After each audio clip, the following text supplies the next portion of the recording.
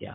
Greg Meakin, the hockey player, the Canadian. I got a book from this guy, man. He sent me a book, and I mean, it is awesome. You know, I love all of my friends are book writers except for me. You know, I mean, maybe I should write a book, but I enjoy getting books from my friends, especially ones that are signed. So, Greg has sent me a book, okay, that I'm going to have to go, and I got to go get him to sign it. And let me tell you what the book is called.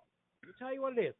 Why I Came to America and What I Think Now. And it talks about dueling citizens. It has a beautiful picture on the front.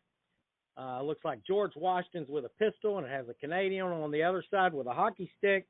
It has Greg Meakin's name on there, and in the front, I got this beautiful card here, Greg, that talks all about the author. And there's a picture of you.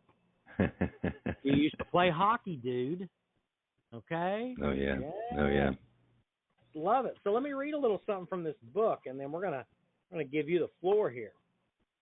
Oh, Chapter go ahead 1. and read. I love it when you read. Go ahead and read to me here, James. Chapter 1. It says here, introduction. It says, Inside the Secrets of a Reformed Socialist. Love it. And it says, I am a half-breed. What's better, the U.S. or Canada? Are American rockheads and Canadians polite? Do Americans love war? Well, of course we love war. That's what we do. I'm just kidding. What about that free health care up in Canada? Look, folks, you got to get this book. If you want to take a look at where a guy has come from, how he has made happiness now. He's got 7 rules for happiness in there. You didn't think I saw that, did you, Greg? But I'm telling you, you got to get the book. You got to get the book. Greg Meakin. Who is Greg Meakin? What are you doing, man? Why are you on this radio? I know you got a bedtime. You're an old dude. You should be in bed now. My God, yeah, it's way past my bedtime, James. Come on, man. I'm retired. I joke, I'm 64 and a half years old, you know, going on 85, whatever. It's so funny. Before I even started, I always love to take a minute, seriously. Salute you, James. I mean, I want to thank all of you guys for inviting me on the show and inviting Val on the show. If you haven't seen yet or heard yet, Val Olson's the real deal. She's the real deal. She's what's missing in news. I always say Val Olson News. That's where new news gets its news. So in case you haven't noticed, this is a sharp tack right here. And I always love to thank you, seriously, James and Rich and Father, and everybody out there listening. It's very rare that people get a platform where they can literally touch hundreds of thousands of people and stuff. And I want to salute all you people out there, all of you heroes out there. I'm just telling you what. You know, James has taken me through the organization. He's an absolutely wonderful ambassador of your group. And I'll even make a little announcement shortly here. He's actually the first honorary member, really, from West Virginia of the Alberta 51, and the AZ 48, Arizona 48 delegation. We're so impressed with you out here, and Sheriff Lamb's impressed with you, and you guys are impressed with us. That's what good movements are about.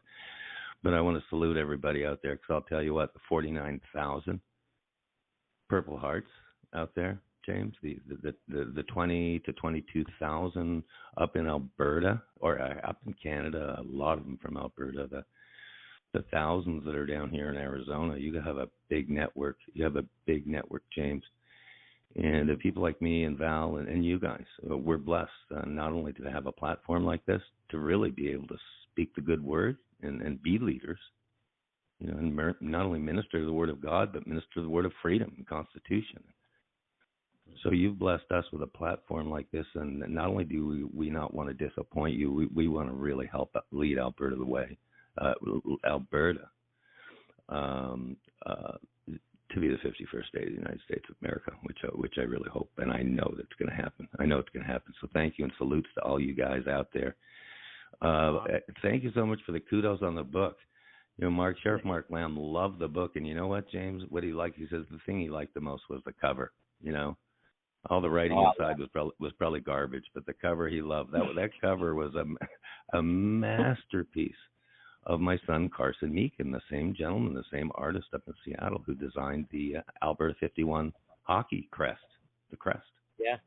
We've had entire radio shows on that. So to make a long story longer, you know, I feel, number one, really blessed to be here. If I told you 3 years ago I couldn't walk. I had osteoarthritis. I needed a new hip, and COVID had just hit and stuff. I said, you know what?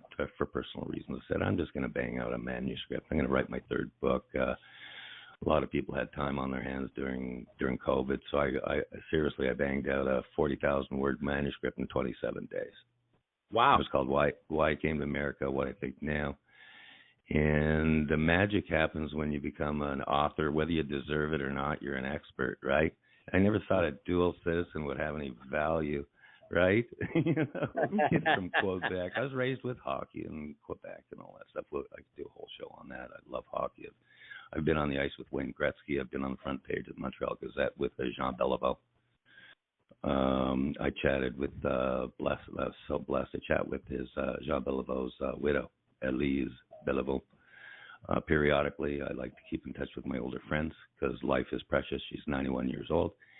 And so I'm just, if I would have told you 2 years ago, James, I'd be sitting on a radio show right now with a bunch of fellow old guys, Val Olson exception there, but a bunch of old guys, really honestly talking the word, talking patriotism, talking the United States of America. Talking you people out there, watch out. I always get emotional when I talk to my military buddies I've worked with a lot of them, thousands and thousands of you guys over the years, because I worked in the Seattle area, the Bremerton shipyard with all your Navy guys. And so if I would have told you 3 years ago I'd be sitting on this show, I would have pinched myself. I would have lost a big bet at Vegas there, James. But reaching out to you guys, just an old author guy, old hockey dad, retired 3 years ago, and I guess the adage is I'll never try to retire again, right? I'm busier than I was when I was 41 years old here. It's been great. But the way Val, just as a final note, I don't want to take up all the time, which I always do. As a side note, just to let you know who Val Olson is, probably the smartest person on this whole radio show, you know, just myself included. I got a cell phone call from this gal. I'm like the old school guy. I pick up a cell phone, right? Unlike my kids, unlike younger people, pick up the phone, call someone. It's easy to call people. She called me. She had made the investigative journalistic question of the year. Okay, this is almost 2 years ago, James. And she called the leaders of the AB51 group, and she said, "Okay, I want the name and number of the movers and shakers who are going to make this happen, right?" And they gave him Greg Meakin's name. I don't know why, but she made a cell call to me. And the rest is history. She's literally documented everything, an absolutely fabulous job behind the scenes. She's been integral in the Alberta vote, the referendum, as far as just, you know, staying in touch with what's going on and doing audits of the list and stuff. And so bless everybody out there. I'm humbled to be here. I thank you guys. I can't wait, Captain McCormick, to get you out to Arizona. We have a special meeting coming on, hopefully in the next week or so on that. That's a date right there, Arizona. Meet a fellow with a great big cowboy hat who's running for Senate, the United States Senate. And by the way, you ready? Yeah. You know Sheriff Mark Lamb's going to be the 51st vote in the United States Senate? Do the research on that one, Rich. They're going to flip the Senate, and he's going to take Kirsten Sinema's seat down here, which is pure blue. It was blue. They say independent. No, it was a blue seat. So there you go. I've done my monologue. I've thanked all you guys, and I just really want to sit back and listen to an awesome show. The truth is easy to sell, and we just really love you guys. We love you military guys, because without you guys, we're not sitting here on free radio, okay? And so there you go. Hats off to you guys. I'll turn the mic back to anyone who wants to take